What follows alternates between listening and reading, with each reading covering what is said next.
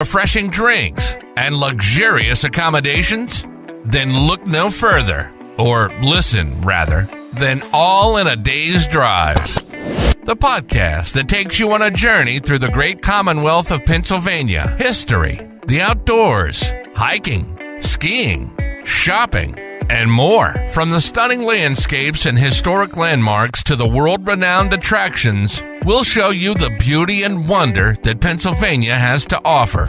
All of this and more in just one day's drive. What are you waiting for? Hop in the car and join us for an adventure you'll never forget. And now your host, Matthew Dowling, and today's guest on All in a Day's Drive. Thanks for joining us again on today's episode of All in a Day's Drive. I'm your host, Matt Dowling.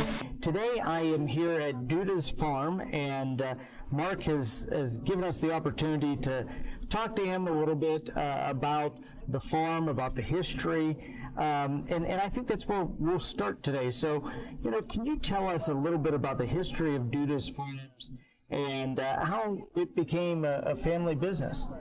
Sure.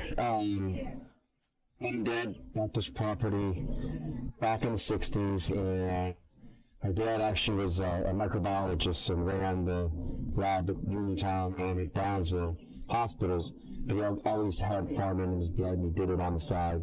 So, me growing up, me and my brothers, Dad would always put in a few rows of sweet corn, and we would pick sweet corn, and we'd literally take it to the bottom of this road right here, Sears long and we pick 10 dozen and we'd sell some sweet corn.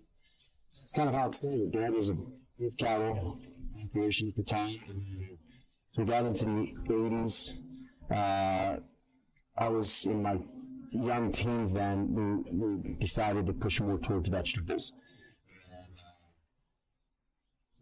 It's grown to the point now that there's no more beef cattle. We do only vegetables. My brother Andrew, who was a contractor who's built homes, came on board. Me, him, and my mom. My dad was still on the sides, helping as needed, but we decided to make a go with vegetables. We would sell here at the farm, out in front of Mom and Dad's house, and then the big move was we went down to the bottom of the road at 166 here.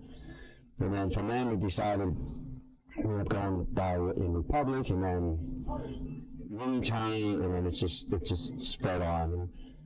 And at this point now, we ran between 8 and 11 markets. We're still working on the markets for this year, but we do sell to Giant Eagles and Shop and Saves, 20 to 30 Giant Eagles and Shop and Saves in the area. Some restaurants too. So you started to talk about your famous super sweet corn, and yep. My question is, and I honestly mean this, it's the best corn when I stop at one of your roadside tents and pick it up. But what sets it apart from other varieties? Is there anything special you guys do in the process of growing that corn that adds to the delicious flavor that it has? Well, I really can't tell you everything, but in all honesty, gosh, it seems like it's been only 10 years, but probably 15 years ago or more, me and my brother made a decision. We always try varieties every year. There was a few new varieties out we tried, and we were like, oh my gosh, this is just unbelievable how sweet this variety is. So, talking to the seed salesmen and different reps, so Penn State extension people, whatnot, sometimes the best varieties don't always produce the most. And so a lot of people want to grow varieties can produce the most. We made the decision we want to grow something that's going to taste the best. So every year, we tried new varieties every year, but that was our goal. We were going to try just to find the best varieties out there. We pick it fresh every day. There's certain lines of varieties that we like, certain ones that have just been really good, that we're, even after we pick them, if we do have it in the refrigerator for a day or 2 or 3, let's just say sometimes we have some corn out there that was picked good. It's not going to lose its sweetness. It's not going to change the starch as fast as some of the other varieties would. So we try really hard to get the best varieties that hold the longest, that stay sweetest the longest. That's the biggest part of it. One of our really good friends Her name's Becky. Her sister Corey works in the office here. Their dad, Bob, he was the one that said, man, what's that Duda doing? Is he putting sugar in the soil? So it's kind of comical, like, you know, when the corn's about a foot tall, we go out and we put urea or nitrogen over the corn, help get it green and get that extra last shot. Well, it looks like sugar. And I joke with my brother, we should write on the spreader, sugar spreader. We're really good people after I was raised, you know. Even down the that we've been talking about it. We're putting sugar out. No. But that's really the main thing. You just try really hard to find the best out there that's going to hold longer and be sweet right off the bat. Now, let's talk a little bit about the other types of vegetables and fruits that you guys grow. You know, and I found this great graphic on your website that has the different varieties and things that you can pick up. But you know, my question is, how do you decide which ones to plant each season? And you know, maybe what are some of your best sellers that people come back year after year to buy? Sure. You know, and what we decide to plant is pretty much what is the best sellers. You know, like what are people wanting. I mean, after sweet corn, the most important crop has to be tomatoes. I mean, everybody loves a good freshly picked tomato, a garden tomato. And we try really hard to get good varieties that are going to hold up. You know, we do, like, if you want the best tasting tomato, like your old pink brandywine probably doesn't get much better than that. And that's what I like to eat on my sandwiches. It doesn't have the shelf life. It's going to get, you know, you got to be careful how you handle it and how you store it and whatnot. Even other varieties, like almost other growers in the area, they like to grow one called Red Deuce. And we actually sell that variety to the public if you want to grow Red Deuce. But Deuce is a nice big tomato. It's got good flavor. It has good shelf life. But you know, going down from them, you know, zucchini is extremely popular. Green zucchini, hot bell peppers are so important.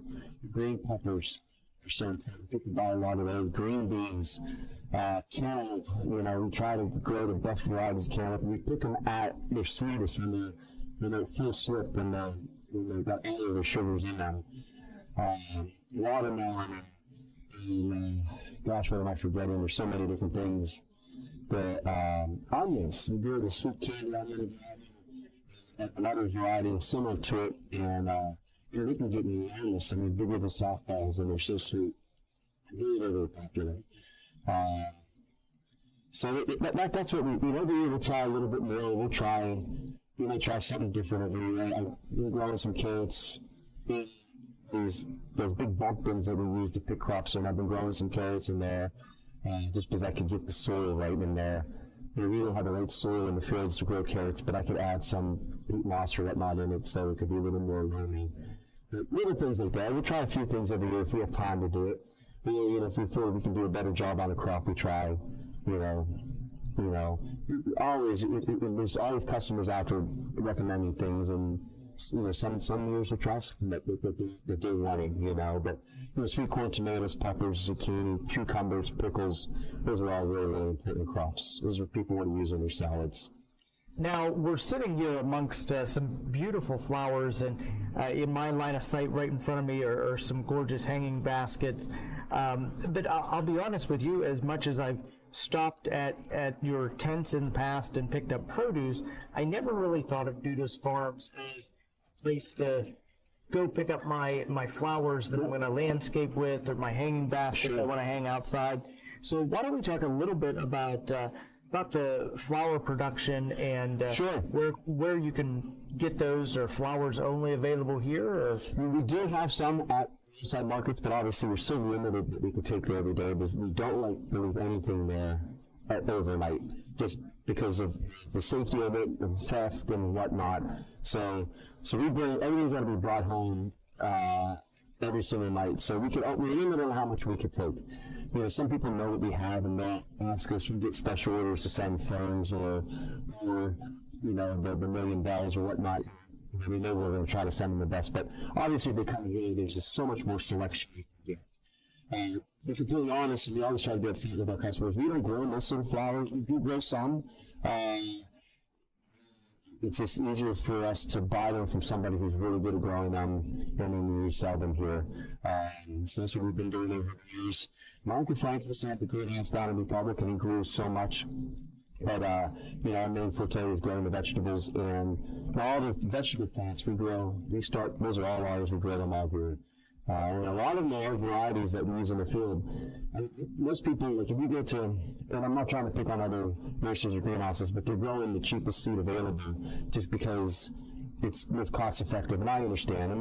And even Uncle Frank was guilty of that. And we grow the same varieties we grow out in the field a lot of times. Like when you're looking at almost anything, we still grow some of the better more tomatoes, but in all honesty, the Red Deuce and the other ones that we grow, they're going to produce such a better tomato than some of the older varieties. But even like peppers, like we use the same varieties we grow, the red bell peppers and the other peppers we have right now.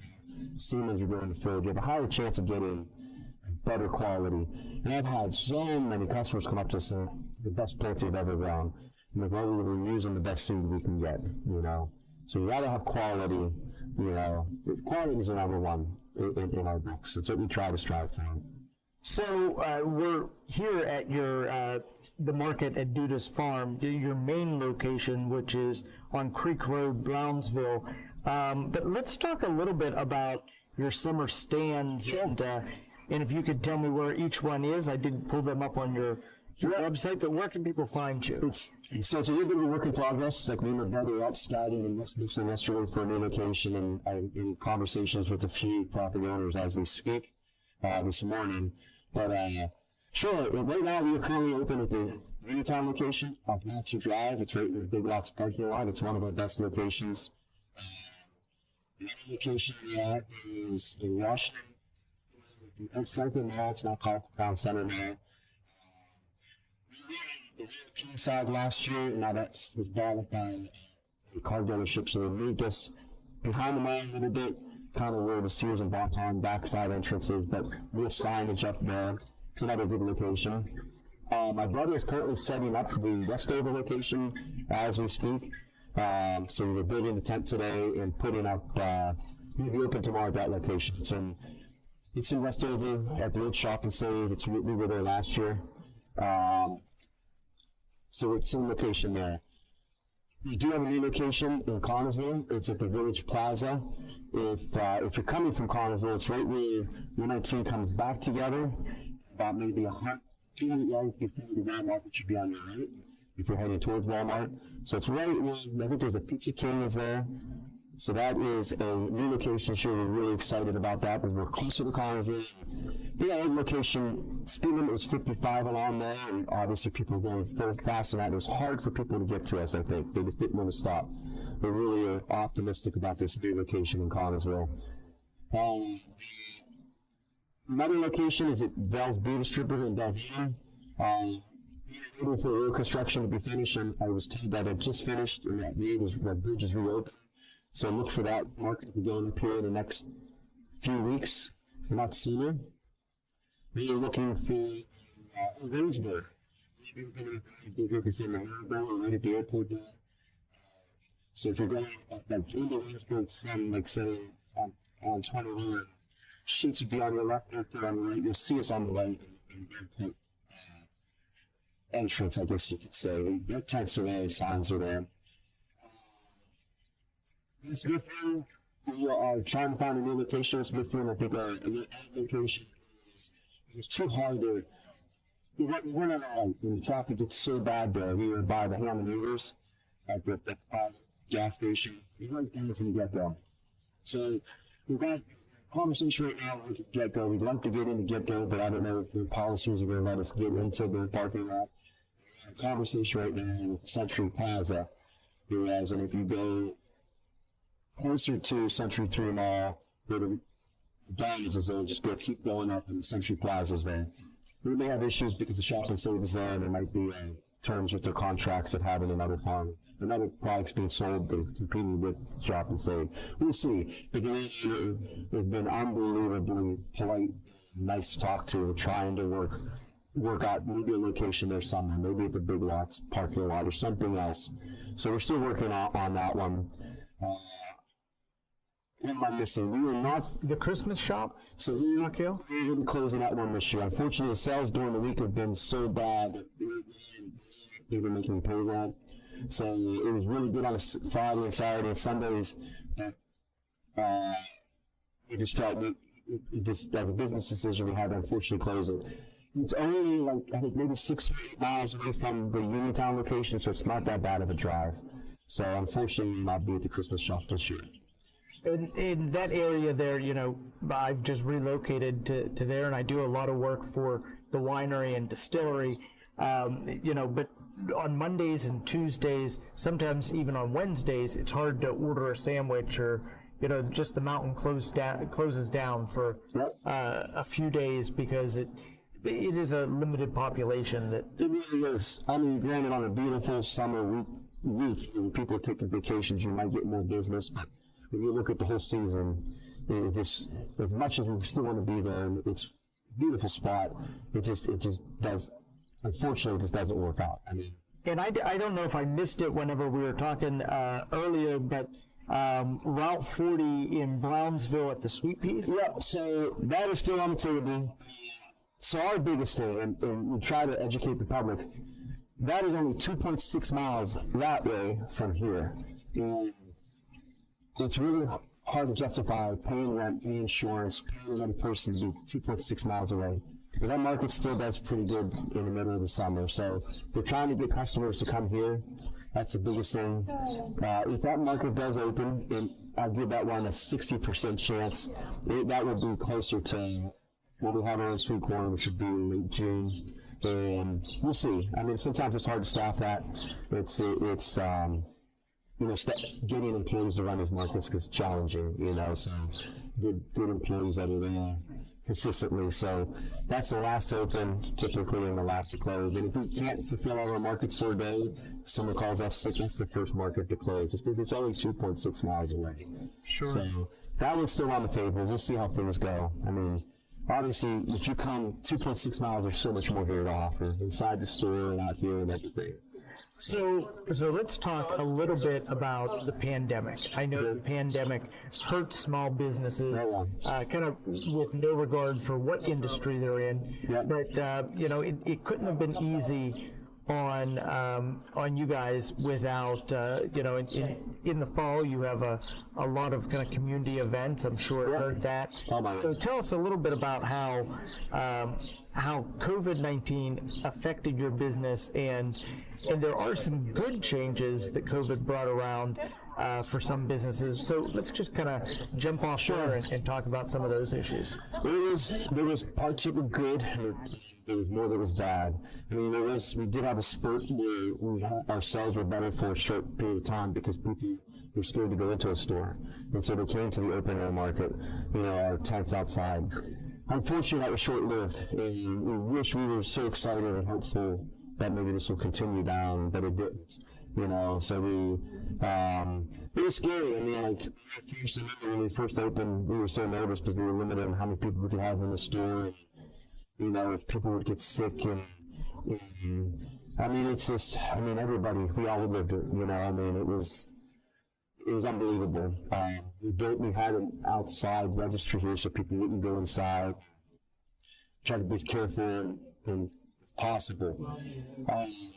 The hayrides, gosh, I remember the first hayride we had. We were like trying to limit how many people would be on the hayride, and we were nervous. I mean, it was really a scary time.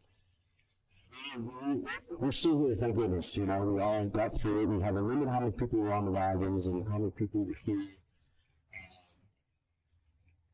So, I mean, it was tough.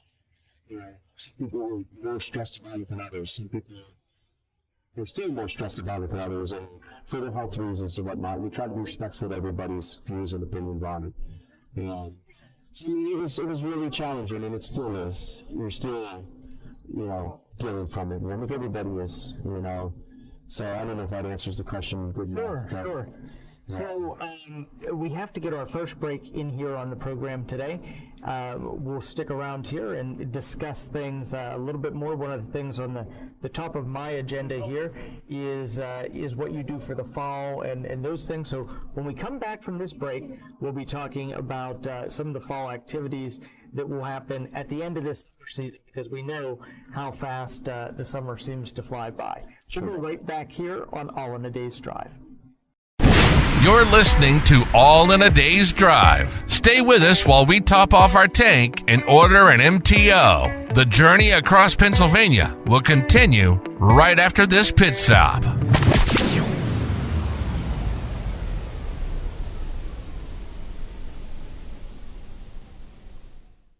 Coordinated 360 is comprised of three main divisions: marketing, political consulting, and event management. For today, let's discuss event management. Our event services, under the direction of owner Rebecca Dowling, can take charge of planning and hosting your conferences, conventions, meetings, exhibitions, trade shows, seminars, festivals, and any private gatherings, such as birthdays, weddings, or showers. Our team can handle finding vendors, issuing invitations, and even use social media to advertise the event. We pride ourselves on our customized event decor. No longer just for kids' birthday parties, balloons bring delight and joy to everyone regardless of age. Whether you need balloons to enhance a birthday, corporate function, or themed party, we have the necessary supplies and designs to make it special. Our balloon arches, walls, columns, and centerpieces, plus any custom or specialty designs, are available in Fayette, Greene, Somerset, and Washington counties. For more information on our services and decorations, please call Rebecca at 724-317-2892 or contact us through email at info@coordinated360.com. We also encourage you to check out our Facebook page or visit coordinated360.com to see some of our previous work. I'm Melinda Delarose. As an assistant district attorney, I've protected Fayette County families and fought to uphold our constitutional rights. As a prosecutor and trusted local attorney, I've provided victims of crime with a strong voice and put criminals behind bars. My pledge to you as judge is to follow the law, always maintain the highest ethical standards, and to run a courtroom that's respectful of your time and tax dollars. I'm Melinda Delarose, asking for your vote for judge. Paid for by friends of Melinda Delarose. When it comes to buying a home, what you see isn't exactly what you get. That's why home buyers should call Dave Dowling at Grandview Inspections at 724-208-4108. You'll see colorful flowers, freshly painted walls, granite countertops, gleaming hardwood floors, and other touches. What you can't see is the cracks, ancient plumbing, dangerous wiring, or broken appliances that might be revealed when you hire a home inspector. And when it comes to home inspectors, knowing yours has the qualifications and experience needed should be your number one concern. Dave Dowling with Grandview Inspections is an architectural engineer with over 30 years of commercial construction experience and hundreds of inspections under his belt. A home inspection is an opportunity for you to hire an expert to walk through the home and prepare a report outlining the home's major components, what needs immediate attention, and what will require maintenance after you move in. Your home is one of your biggest investments, so make sure your investment is everything you hoped it to be. Call Dave Dowling at Grandview Inspections at 724-208-4108.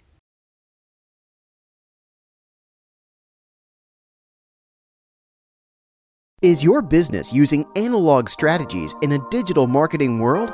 If so, then contact Matthew or Rebecca Dowling at Coordinated 360 for a professional consultation, where we bring in-depth knowledge and functional expertise with a holistic perspective.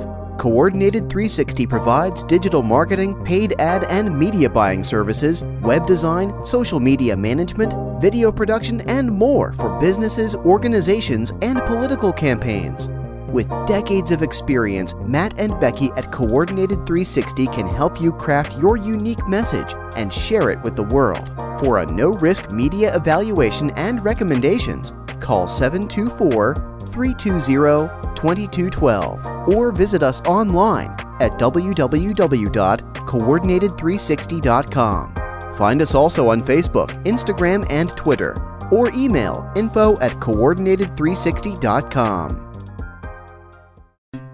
Nestled in the heart of the Laurel Highlands, the Christian W. Clay Winery and Ridge Runner Distillery offer handcrafted wines and spirits using locally sourced grapes and ingredients. Stop by our Tocqueville, Pennsylvania tasting rooms, located just across the street from each other, or pick up a bottle at our wine cellar on Route 40, the National Road. Celebrate all the mothers in your life on Saturday, May 13th from 1 to 5 p.m. at the Christian W. Clay Winery for our Moms and Mimosas event, with live music by Josh Ritchie. Then walk over to the distillery to savor our summer cocktails. For more information about the Christian W. Clay Winery, call 724-439-3424. And for Ridge Runner Distillery, call 724-434-6659. Christian Clay Winery and Ridge Runner Distillery, the Laurel Highlands' premier purveyors of locally made wine and spirits. You're listening to All in a Day's Drive. And now, it's time for our special segment, Adventures with Kelly. Kelly is a woman with many hats. She's a wife, mother of 2, and a speech-language pathologist. Hailing from Southwestern Pennsylvania, she moved away for a few years before returning home to start her family. And boy, did she explore the United States during that time. From sea to shining sea, Kelly's adventures were nothing short of spectacular. But you know what? Since returning home, Kelly's perspective on her hometown and the surrounding areas has shifted dramatically. She can't stop daydreaming about her next adventure, whether it's exploring a new place or simply getting lost in the woods. And now, she's here to share all her wonderful travel tips and insights with us. So let's buckle up, get the kids in the car seats, fill up our tanks, and join Kelly and her family on this exciting ride. All in a day's drive, where the fun never stops.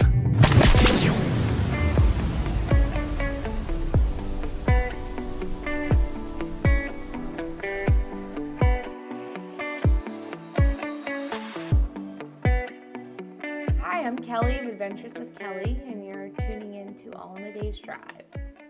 I'm a mom in Southwestern Pennsylvania, and I like to get my family out and explore.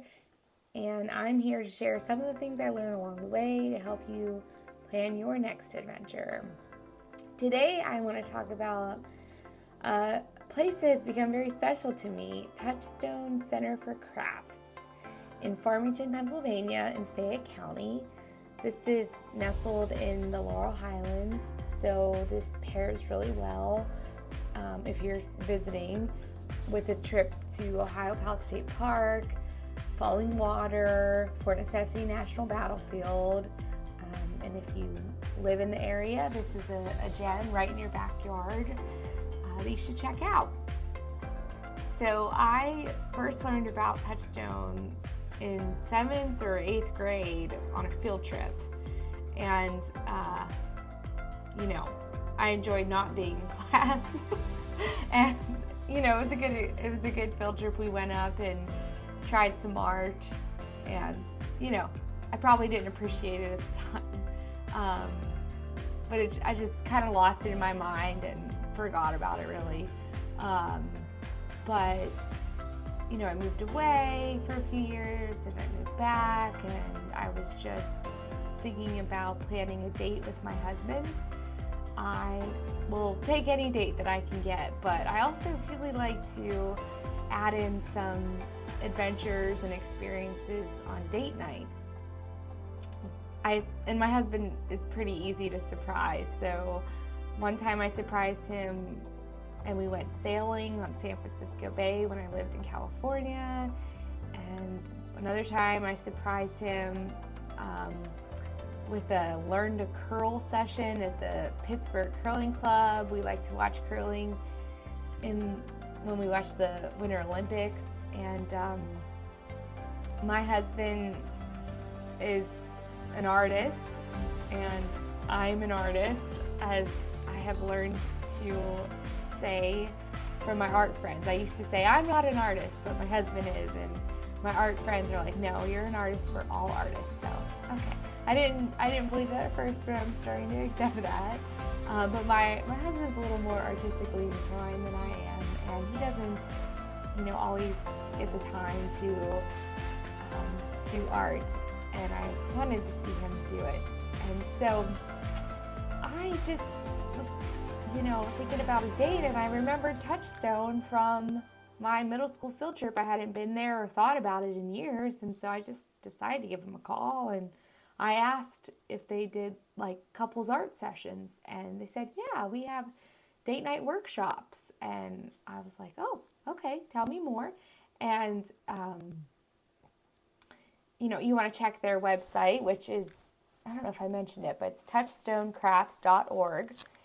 And you just check there or give them a call for the most up-to-date information. But we've gone twice now. We did glass and we did blacksmithing, but with our date night came a 2-hour session with a really talented instructor. All the materials were provided.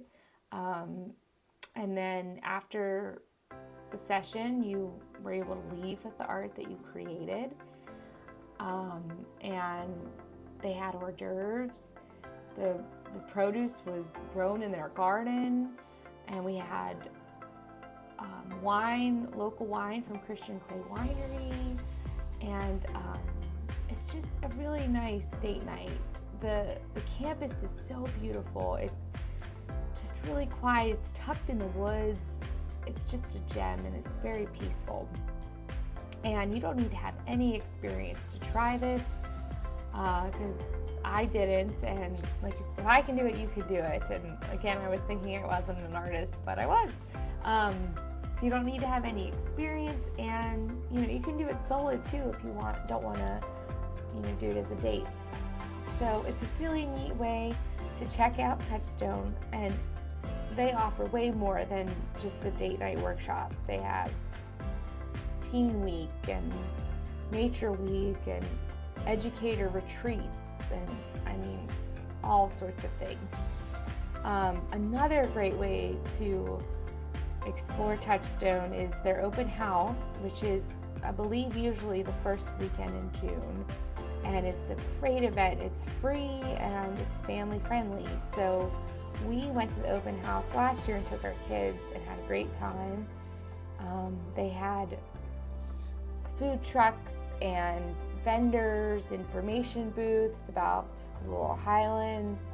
You could go into all the art studios and see what they were like. My kids really enjoyed a drum circle and doing kids crafts and art. So it's just such a great place. Another thing I really like about it, it's really close to Quebec Run Wild area. So if you're familiar with Ohio Pal, it can get kind of busy in the summer. So Quebec is a really nice place to check out too if you're hiking, mountain biking, backpacking and camping. It's in Fort State Forest. It's a really place to get out. A really great place to get outside and explore, and it's less crowded. So that's another thing to keep in mind. So yeah, check out Touchtone Center for Crafts. I think you'll enjoy it. So thanks for tuning in, and hope to catch you on our next adventure. Thanks for joining Kelly on this adventure here on All in a Day's Drive. You can learn more about Kelly and her adventures by visiting www.adventureswithkelly.com or connect with her on your favorite social media platforms. Today, we've been exploring the beauty and wonder of Pennsylvania. From the stunning landscapes to the historic landmarks and world-renowned attractions, Pennsylvania truly has it all. And the best part? You can see it all in just one day's drive. So let's buckle up and join us as we journey through this incredible state. From Philadelphia's Liberty Bell to the breathtaking vistas of the Pocono Mountains, we'll show you why Pennsylvania is a must-visit destination. And now, back to today's adventure here on All in a Day's Drive.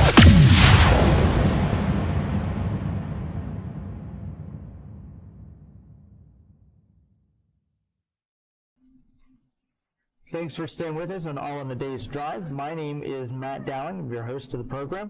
I'm here at Duda's Farms with Mark Duda. And Mark, before we went to break, I said I was going to ask about the fall. I know your corn mazes have been around for a long time. You're now doing some type of a frightening event as well, and then the hay rides. Tell us a little bit about all of those. Sure. Actually, I'll start it off first with pumpkin picking hay rides. I don't know the exact date, but I think it was around like 25 to 30 years ago. I know it was right before I got married, which was 26 years ago. We were already doing pumpkin picking hay rides. And my first maze is actually a hay bale maze. We didn't even do a corn maze yet.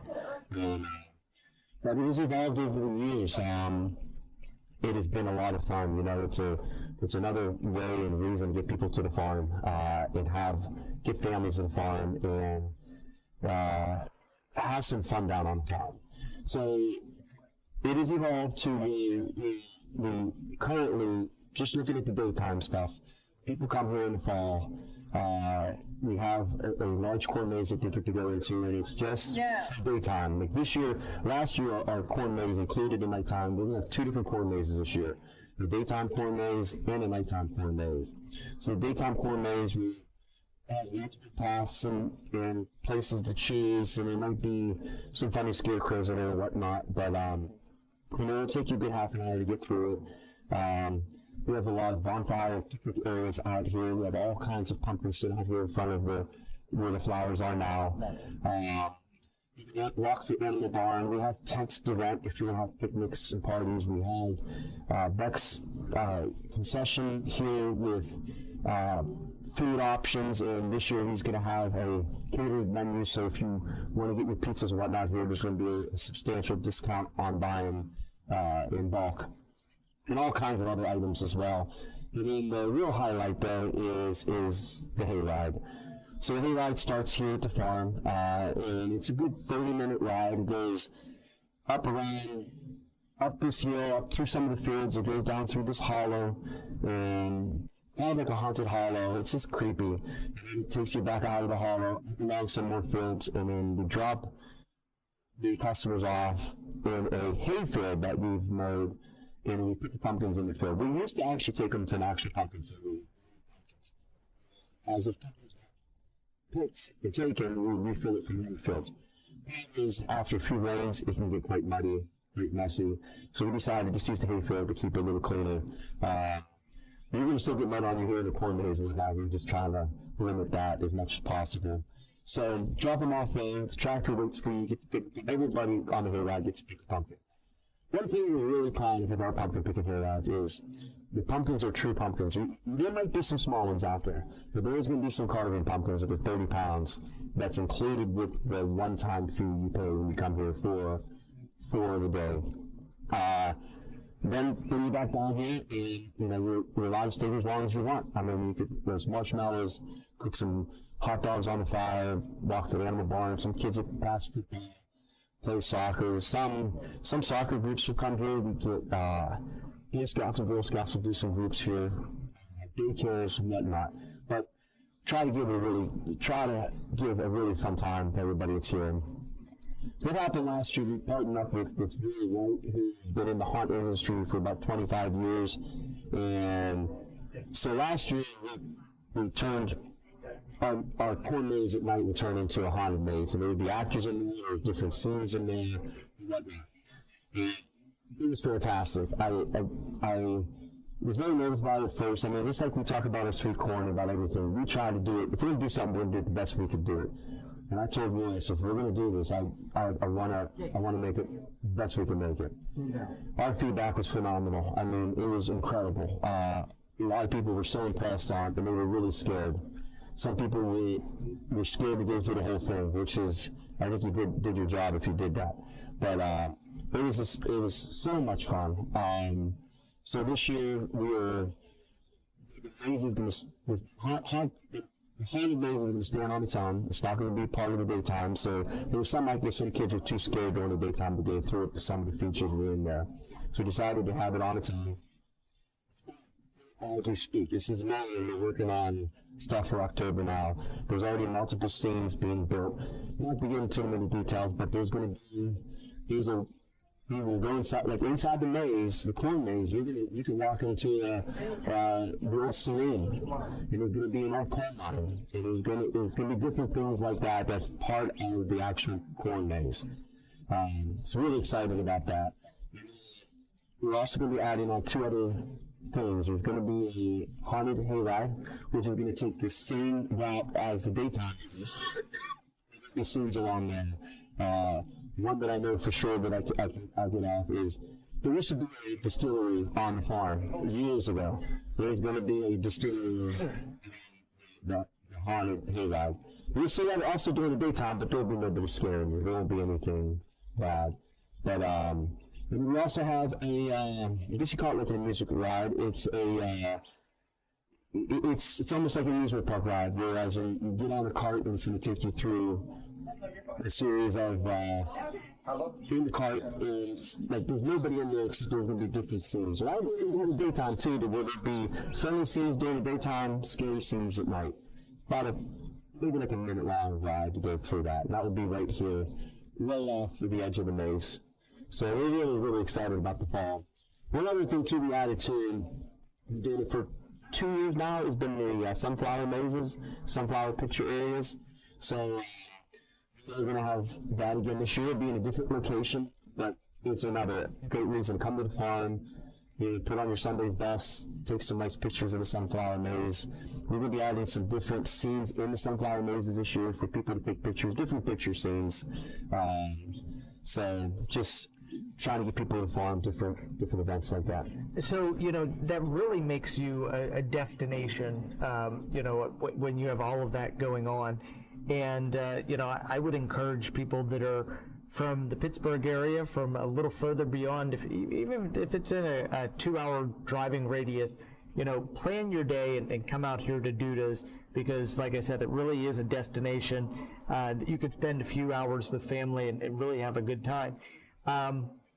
What I would ask is, if I'm a parent that wants to plan a day out on the farm, how should I go about planning that? Should I call and make reservations for anything? Visit your website? How do I prepare for the day and plan it out? All of the above. The most information I think you can get is on our Facebook site. I try to be real diligent about providing as many updates as I can about what we're doing. I try to do a lot of live updates out in the field, showing what we're picking. How the hell started, which is kind of comical now, is someone accused us of not growing the sweet corn or the tomatoes, and took it very personally, because I was like, I try to be very honest about everything we have. It's not ours, we're going to tell you about it. But so that's why I've been doing these live updates. It's fantastic. It's so easy now with technology to go live from the fields and show everybody what we're doing. We work really hard to get the crops early and to keep them late, so we can extend the season. But getting back to your question about if you have a family, there's information on the Facebook, and there's also information on the website. You can also call, but if it's in October at any of those times, you don't really need to make reservations if you're just a family. Now, if you're doing a big group, I would definitely call for reservations so we can get you in there and accommodate you whatever you may need. If it's a tent you might need, or if it's something we can do to help you, we will, when it comes to your groups. But that's pretty much it. The website has good information. Actually, go to the website. I think the Facebook link's right there, so you can see we try to do daily, every other daily updates where we get to update, twice every other day. So we have just about a minute and a half, 2 minutes left in the program. My final question is kind of a big question, a big picture question. Why are farms so important to the local economies? And I know you don't get rich being a farmer, but what is the importance in terms of national security and everything else about supporting our local farms? Yeah, you get it. You know where it's coming from. You know where the crop's coming from. You know you're supporting a local family and other local families. Your mom and pop stores are few and far between. I think farms are some of your last mom and pop businesses out there, if you really think about it. It's kind of sad to see some of them go. we're trying the best product out there. We really care about the customers. We really do. Customers number one. We want to have happy customers that come back. I'm not looking for a one-time sale. I want to have people say this is their farm and they're proud to be here. So I guess that's probably the best way to answer it. I don't know if that quite answers it. I mean, it's kind of a complex question. Sure. So before we sign off and wrap up here, I wanted to give out some of your contact information. The line that people should call with questions would be 724-246-7601. Is that correct? Yep, that's the best line that will get you here. And so they welcome your feedback. They are trying very hard to be a member of their community, which they have been for generations now. I would definitely encourage you guys to come out. I want to thank everyone for listening to today's episode of All in a Day's Drive. This has been All in a Day's Drive. Don't waste a moment of time. Start planning your adventure in Pennsylvania today. All in a Day's Drive is a production of Coordinated 360. All rights reserved. For more information, visit www.coordinated360.com or www.matthewddowling.com. Portions of today's program may have been underwritten in some way by the attraction, location, or venue discussed on the show. Rebroadcast of this program may be done free of charge for the use of promoting tourism in Southwestern Pennsylvania.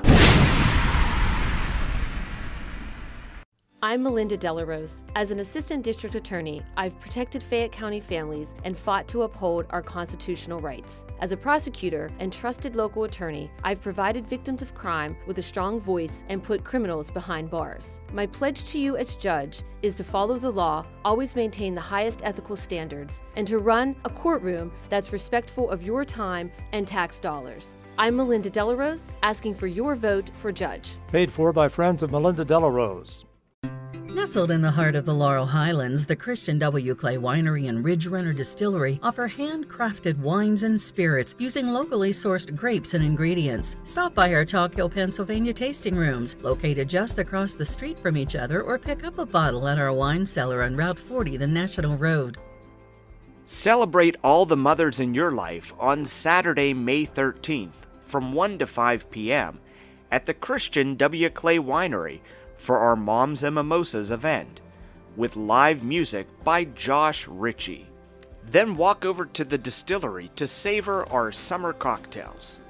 For more information about the Christian W. Clay Winery, call 724-439-3424. And for Ridge Runner Distillery, call 724-434-6659. Christian Clay Winery and Ridge Runner Distillery, the Laurel Highlands' premier purveyors of locally made wine.